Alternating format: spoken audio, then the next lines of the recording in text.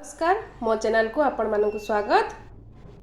आम आज अंडा आलू रे गोटे तरकारी बनैबा। केते सुंदर देखा जाउची देखंतु, खाइबा का पई भी सेमिति सुंदर लागिवो आ टेस्ट मध्य लागिवो। मु केमिति कोन बनौची आपण मानक सहित शेयर करंती।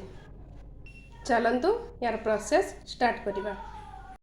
वर्तमान मु सिझै नैची ताको छड़े देची तो चोपा सबु ताको बे भाजी नबा। एपटे कड़ाई मोर गरम हो गलानी। आम ए सोरिष तेल देदेबा। तेल गरम हो गलानी। आम अंडा सब भाजी नबा।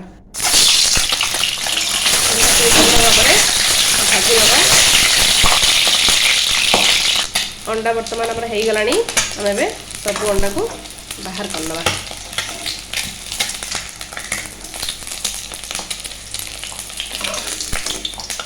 अंडा सब बाहर करने बे से तेल रे दीटा तेजपत्र देदेले, खंडा डालचीनी देदेबा आ गोटा मसला रे डालचीनी, लवंग, अलैच, गुजराती देदेबा। से फुटिया पाई छाड़ीदेबा। तापरे पियाज आम पकईदेबा। पियाज को भल भाव टे नाली होगा पर्यंत भाजी नेबा।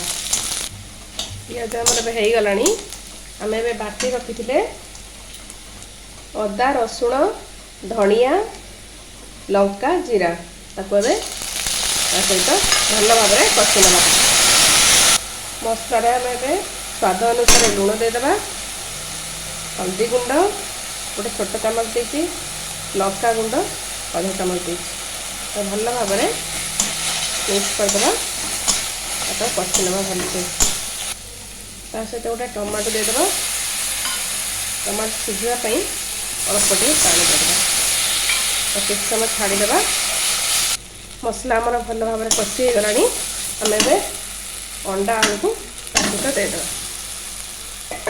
तो भल भाव पुणी कषि ना। अंडा आलू भलसे कषि हो गलानी। आम ए पानी देदेबा।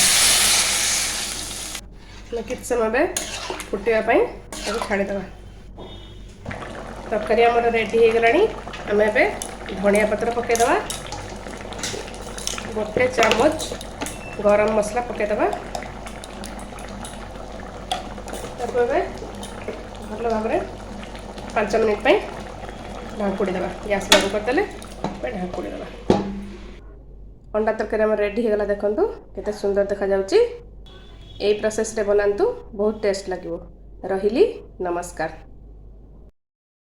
अंडा तरकारी बनैबा पई मु अंडा और आलू नहीं जाइची। ताको आम ए सिझे दबा। एपटे कड़ाई रे मु पानी गरम कर देइची। सेथिरे आम गोटे चामच लुण देदेबा। लुण देदेले कौन हो ना, अंडाटा आमर केतबेले फाटी जाए। टिके लुण देदेले अंडाटा आमर फाटीबनी। पानी तो आमर गरम हो गलानी। आम अंडा सब ए ता भितर देदेबा।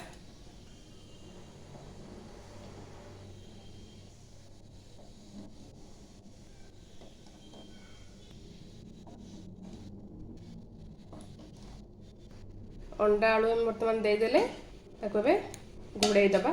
सिझापी किछ समय छाड़ीदेबा।